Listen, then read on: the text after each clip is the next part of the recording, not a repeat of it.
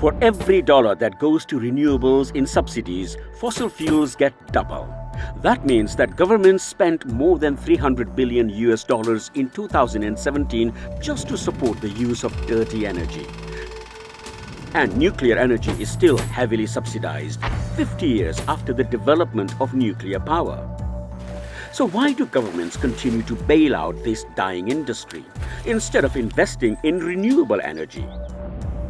Banks across the world are pulling out of coal because they know it's bad long-term investment. Not to mention that coal pollutants are responsible for 87,000 premature deaths per year in China, 10,000 in India, 20,000 in Southeast Asia, and 23,000 in Europe. Share this video if you think government should support solar and wind energy over coal and nuclear.